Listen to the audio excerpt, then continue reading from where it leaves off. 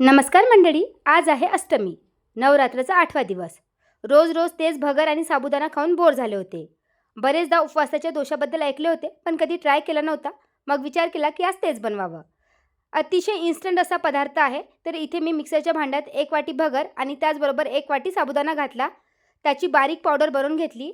त्यानंतर जसं आपल्याला आंबट हवं ना, त्यानुसार भरपूर दही घालायची आहे. पाणी घालून आणखी एकदा मिक्सरला फिरवून घ्यायचं आहे. जशी डोसा बॅटरची कन्सिस्टन्सी असते ना, त्याचप्रमाणे आपल्याला याला पातळ करायचं आहे.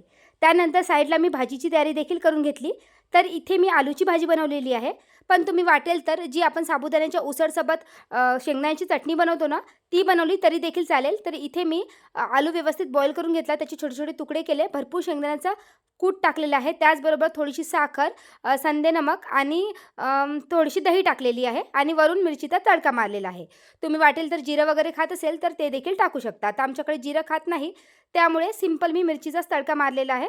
नाहीतर तुम्ही यासोबत नुसतं शेंगदाण्याची चटणी बनवली तरी देखील खूप खायला टेस्टी लागते. आणि त्यानंतर जसे आपण डोसे बनवतो ना, त्याचप्रमाणे डोसे तव्याला लावून घ्यायचे आहे.